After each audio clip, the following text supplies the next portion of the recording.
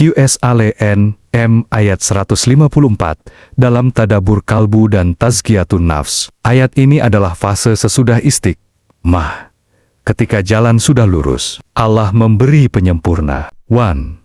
Kemudian kami berikan kitab sebagai cahaya dalam kalbu. Dalam tasawuf, kitab bukan hanya teks tertulis, tetapi cahaya makna yang turun ke dalam hati yang telah disucikan. Ibnu Arab membedakan dua kitab. Kitab mast, tertulis. Kitab menzi, terbuka di dalam kalbu. Orang yang menempuh tazkiyatun nafs akan menyadari bahwa kitab yang sejati dibaca oleh hati yang bening, bukan hanya oleh mata. Maka pemberian kitab di sini adalah anugerah pemahaman batin setelah nafs tidak lagi mendominasi. Sebagai penyempurna bagi orang yang berbuat baik.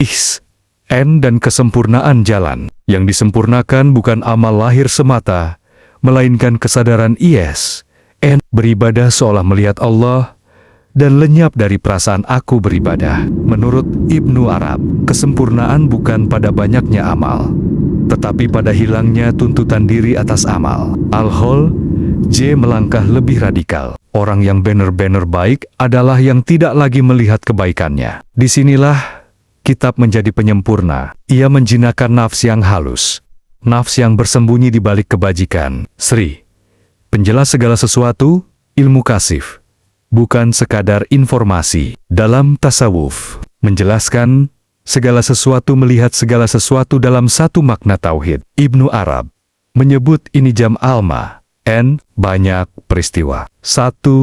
Sumber. 1. Kehendak. Segala yang terjadi tidak lagi ditanya, kenapa aku? Tetapi dipahami sebagai tajal Allah sesuai hikmahnya. 4. Petunjuk dan rahmat. Rahmat sebagai tanda kedekatan. Petunjuk tanpa rahmat melahirkan kekakuan. Rahmat tanpa petunjuk melahirkan kesesatan halus. Dalam tazkiyatun nafs, petunjuk meluruskan arah, rahmat melembutkan hati. Al-Hol J mengalami ini sebagai kasih yang meluluhkan diri. Rahmat Allah adalah ketika Dia menghapus jarak, bukan ketika Dia memberi hadiah. 5.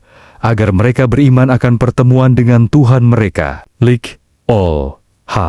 Sebagai kesadaran kini. Puncak ayat ini adalah iman kepada pertemuan dengan Allah. Dalam tasawuf, pertemuan ini bukan hanya nanti setelah mati. Ibnu Arab menegaskan, setiap saat adalah pertemuan, tetapi sedikit yang sadar ketika nafs telah disucikan.